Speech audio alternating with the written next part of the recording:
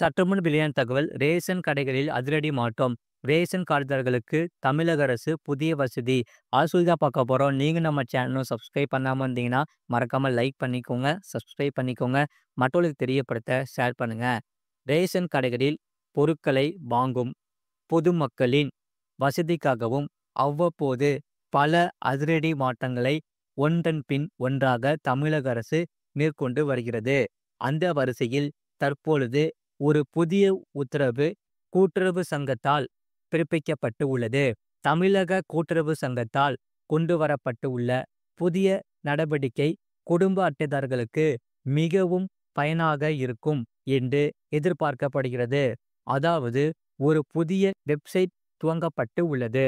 தமிழகத்தை பொறுத்தவரை தற்போது இருக்கும் நடைமுறைப்படி வயது முதிர்ந்தோர், உடல் நலம் பாதிக்கப்பட்டோர் ரேஷன் கடைக்கு செல்ல சிரமப்படுவதால் தங்களின் சார்பில் வேறு ஒரு நபரை ரேஷன் கடைக்கு அனுப்பி பொருட்களை வாங்கிக் கொள்ள அனுமதிக்கப்படுகிறார்கள்.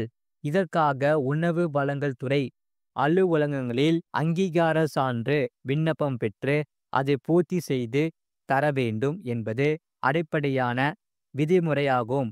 ஆனால் இதற்கு ஒப்புதல் அளிப்பதில் அதிகாரிகள் தாமதம் செய்வதாக தொடர்ந்து புகார்கள் வந்தன. இந்த நிலையில் www.tnpds.government.in என்ற வெப்சைட்டில் விண்ணப்பிக்கும் வசதியை உணவுத்துறை புதிதாக அறிமுகப்படுத்தி இருக்கிறது.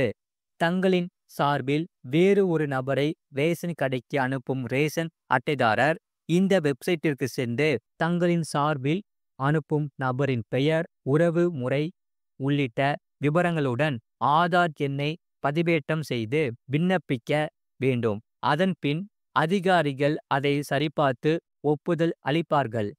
அது மட்டும் இல்லாமல் ரேஷன் கடைகளில் வழங்கப்படும் உணவு தானிய பொருட்களின் எடை குறைவாக இருப்பதாகவும் புகார்கள் எழுந்துள்ளன. எனவே இதை தடுக்கும் பொருட்டு மின்னணு எடை தராசை வைப்பை ப்ளூடூத் மூலமாக POS எனப்படும் விற்பனை முனைய கருவிகளுடன் இணைக்கப்பட இருப்பதாக தகவல் வெளியாகியுள்ளன. இதனால் ஊழியர்கள் தராசில் எவ்வளவு பொருட்களை வைக்கிறாரோ அந்த எடைதான் கருவியில் பதிவு செய்யப்படும். எனவே மின்னணு எடை தராசுடன் POS கருவிகளை இருக்கும் பணிகளுக்கு காலக்கெடு நிர்ணயித்து மண்டல இணை பதிவாளர்களுக்கு கூட்டுறவு சங்கங்களின் பதிவாளர் உத்தரவிட்டிருப்பதாக தகவல்கள் வெளியாகி உள்ளன. இந்த அசத்தலான மாற்றங்கள் நடைமுறை அமலுக்கு வந்தால் ரேஷன் வாங்கும் பொதுமக்களுக்கு ஒரு பெரிய தீர்வு கிடைக்கும் என்பதில் சந்தேகமில்லை. அது மட்டுமில்லாமல் சற்றுமுன் வெளியான தகவல் கலைஞர் மகளிர் உரிமை தொகையில் முக்கியமான தகவல் வெளியுள்ளது. அது என்னன்னு பார்க்க போறோம். நீங்க நம்ம சேனல் சப்ஸ்கிரைப் பண்ணாம இருந்தீங்கன்னா மறக்காம லைக் பண்ணிக்கோங்க, சப்ஸ்கிரைப் பண்ணிக்கோங்க, மற்றவர்களுக்கு தெரியப்படுத்த ஷேர் பண்ணுங்க.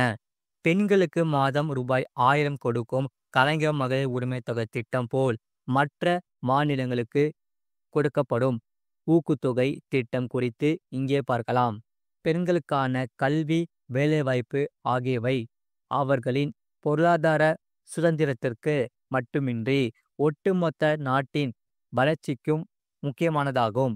அப்படி இருக்க மகளிருக்கு மேலும் பொருளாதார நன்மை அளிக்கும் வகையில் மாநில அரசுகள் மாதந்தோறும் தகுதி வாய்ந்த மகளிருக்கு ஊக்குத்தொகை அளித்து வருகிறது. 2021ஆம் ஆண்டு தேர்தல் வாக்குறுதியில் திமுக அரசு மகளிருக்கு மாதந்தோறும் ரூபாய் 1000 என அறிவித்தது பெரிய வரவேற்பை பெற்றது. இருப்பினும் இந்த திட்டம் 2023ஆம் ஆண்டு செப்டம்பர் மாதத்தில்தான் அறிமுகமானது. தற்போது டெல்லியில் மகளிருக்கு மாதந்தோறும் ரூபாய் 2500 ஊக்குத்தொகை வழங்கும் திட்டத்திற்கு அமைச்சரவை ஒப்புதல் தெரிவித்திருந்தது. இந்நிலையில் இந்தியாவில் பல்வேறு மாநில அரசுகளால் மகளிருக்கு கொடுக்கப்படும் ஊக்குத்தொகை திட்டங்களை இங்கு வரிசையாக பார்க்கலாம்.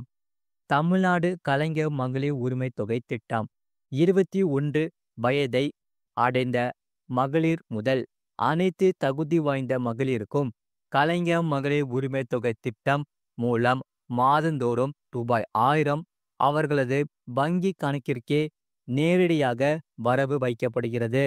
ஆண்டு வருமானம், நிலம் வைத்திருப்பது, மின்சார பயன்பாட்டு உள்ளிட்ட பல விதிமுறைகள் உள்ளன. இதில் சுமார் 1,40,00,000 பயனாளர்கள் உள்ளனர்.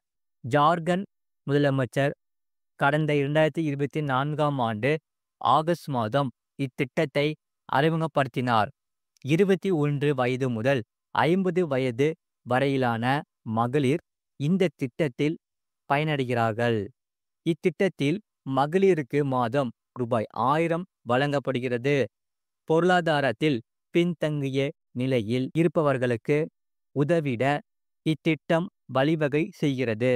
2021ஆம் ஆண்டில் மம்தா பானர்ஜி தலைமையிலான மேற்கு வங்க அரசு இத்திட்டத்தை கொண்டு வந்தது. 25 வயது முதல் 60 வயது வரை உள்ள மகளிருக்கு மாதந்தோறும் ரூபாய் 1000 ஊக்குத்தொகை வழங்கப்படுகிறது. அதுவே எஸ்சி, எஸ்டி பெண்களுக்கு ரூபாய் 1500 வழங்கப்படுகிறது. இத்திட்டத்திற்கு தகுதி பெறுவதற்கு ஸ்வஸ்திய சாதி திட்டத்தின் கீழ் பெண்கள் விண்ணப்பித்திருக்க வேண்டும். சில தகுதிகளும் பார்க்கப்படுகின்றன. மகாராஷ்டிரா 21 வயது முதல் 65 வயது வரையிலான பெண்களுக்கு தற்போதைய பாஜக அரசு இந்த ஆண்டின் தொடக்கத்தில் கொண்டு வந்த திட்டம்தான் முக்கிய மந்திரி மன்சி லக்கி பஹின் யோஜனா. இதில் மாதந்தோறும் தகுதி வாய்ந்த பெண்களுக்கு ரூபாய் 1500 வழங்கப்படுகிறது. இத்திட்டத்தின் கீழ் ஆண்டுக்கு 3 எல்பிஜி சிலிண்டர் இலவசமாக வழங்கப்படுகிறது. மேலும் பெண்களுக்கான திறன் மேம்பாடு மற்றும் சுகாதார திட்டங்களும் இதில் உள்ளடக்கப்பட்டுள்ளது. 2023ஆம் ஆண்டு காங்கிரஸ் அளித்த வாக்குறுதியின்படி இத்திட்டம் கர்நாடகாவில் செயல்படுத்தப்பட்டுள்ளது. இத்திட்டத்தில் வறுமை கோட்டிற்கு மாதந்தோறும் ரூபாய் 2000 வழங்கப்படுகிறது. இதில் சுமார் 1,33,00,000 பயனாளர்கள் உள்ளனர். மார்ச் மாதம் 2023ஆம் ஆண்டு மத்திய பிரதேசத்தில் புதிய இத்திட்டம் அறிமுகப்படுத்தப்பட்டது. இதில் ஆதாருடன் இணைக்கப்பட்ட பெண்களின் வங்கி கணக்குகளுக்கு மாதந்தோறும் ரூபாய் 1250 வழங்கப்படுகிறது. ஒரிசாவில் அமைந்த பாஜக அரசு கடந்த 2024ஆம் ஆண்டு செப்டம்பர் 17ஆம் தேதி பிரதமர் நரேந்திர மோடியால் இந்த சுபத்ரா யோஜனா தொடங்கி வைக்கப்பட்டது. 21 வயது முதல் 60 வயது வரையிலான பெண்களுக்கு இத்திட்டம் ஆண்டுக்கு ரூபாய் 10,000 ரூபாயை வழங்குகிறது. ரஷா பந்தன் மற்றும் சர்வதேச மகளிர் தினம் ஆகிய ஆண்டுக்கு 2 தவணையாக ரூபாய் 5,000 வழங்கப்படுகிறது. 2029ஆம் ஆண்டு வரை இத்திட்டம் செயல்பாட்டில் இருக்கும். 1 கோடி பேர் இத்திட்டத்தால் பயன்பெறுகின்றனர். டெல்லியில் தற்போது ஆட்சி அமைத்த ரேகா குப்தா தலைமையிலான பாஜக அரசு மாதத்திற்கு ரூபாய் 2500 வழங்கும் இத்திட்டத்தை செயல்படுத்த உள்ளது. இத்திட்டத்திற்கு சர்வதேச மகளிர் தினமான மார்ச் 8 ஒப்புதல் வழங்கப்பட்டது. இத்திட்டம் ஆண்டுக்கு ரூபாய் 30,000 உத்தரவாதமாக பெண்களுக்கு வழங்கப்படுகிறது.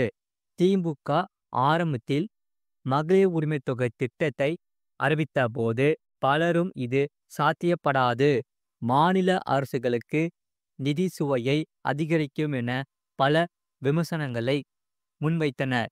இருப்பினும் இது பல மாநிலங்களுக்கு விரிவடைந்திருப்பதன் மூலமே இதன் முக்கியத்துவத்தை புரிந்து கொள்ள முடிகிறது.